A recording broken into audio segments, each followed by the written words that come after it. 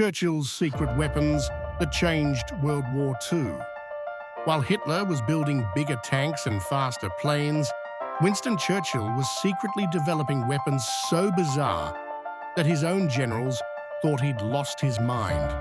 But these crazy inventions would win World War II. And number 3 on this list literally bounced its way into history. Welcome back to Churchill Uncovered. Today we're diving into Churchill's most classified projects.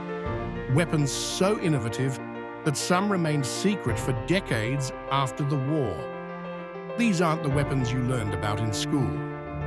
Weapon number 5, the sticky bomb. Let's start with something that sounds like a cartoon weapon, but was deadly serious. The sticky bomb, officially called the ST grenade, was Churchill's answer to German tank superiority. Picture this, a glass sphere filled with nitroglycerin, covered in a sticky adhesive with a handle for throwing. The idea was simple. British soldiers could stick these to German tanks and blow them up. Churchill personally tested prototypes, and legend says he once got one stuck to his own trousers during a demonstration. The weapon was rushed into production and used throughout the war, proving that sometimes the simplest ideas are the most effective. Weapon number 4, the Great Panjandrum. Now this one sounds completely insane, and honestly, it kind of was. The Great Panjandrum was a massive rocket-powered wheel designed to roll up beaches and blow up German fortifications. Picture 2 10-foot wheels, connected by a drum filled with explosives, propelled by rockets around the rim. Churchill approved this project because he understood something crucial. Even failed innovations force your enemy to waste resources preparing for them. The Panjandrum never worked properly. During tests, it spun out of control and chased British officials around the beach. But German intelligence spent months trying to figure out what this mysterious weapon was for. Sometimes, the threat of a weapon is more valuable than the weapon itself. Weapon number 3, the bouncing bomb. Here's where Churchill's innovation genius really shows.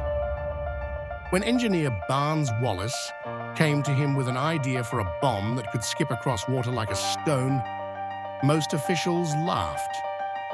Churchill didn't. The upkeep bomb, or bouncing bomb, was designed to destroy German dams by skipping across reservoir surfaces and exploding against dam walls underwater. The physics were incredibly complex.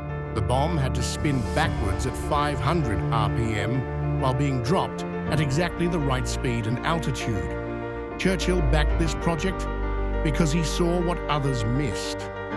Destroying the Ruhr dams wouldn't just flood German industrial areas, it would prove that British innovation could strike anywhere. The Dam Busters raid in 1943 was a tactical success and a massive propaganda victory. Weapon number 2, Mulberry Harbors. This might be Churchill's most brilliant innovation. In 1942, years before D-Day, Churchill was already solving a problem that didn't exist yet. How do you supply an invasion force when the enemy controls all the ports? His solution was revolutionary. Build artificial harbors in Britain, tow them across the English Channel, and create instant ports on enemy beaches. The engineering was staggering. Concrete caissons the size of 5-story buildings, floating roadways, breakwaters made from sunken ships. When Churchill first proposed this, his engineers thought it was impossible. But Churchill understood something about innovation. If your enemy thinks it's impossible, they won't prepare for it. The Mulberry Harbors made D-Day possible and caught the Germans completely off guard. Weapon number 1, the Special Operations Executive. Churchill's most effective weapon wasn't made of steel or explosives.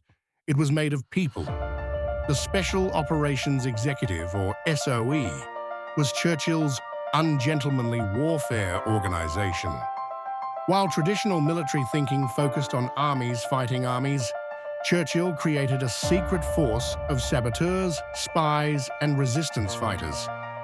SOE agents parachuted into occupied Europe with explosive rats, cigarettes that were actually bombs, and fountain pens that fired bullets. This wasn't just about causing damage, it was about psychological warfare. Every blown-up railway, every assassinated collaborator, every act of sabotage forced the Germans to divert massive resources to occupation duties. Churchill had weaponized uncertainty itself. What made Churchill's weapons so effective wasn't just their innovation. It was his willingness to think beyond conventional warfare.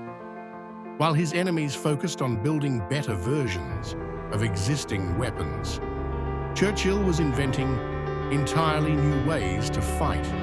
This is the Churchill they don't teach in school. Not just the great speaker, but the military innovator who understood that wars are won by outthinking your enemy. Which of these weapons surprised you the most? And what other Churchill innovations should we uncover next? Let me know in the comments and subscribe for more secrets from history's greatest strategic mind.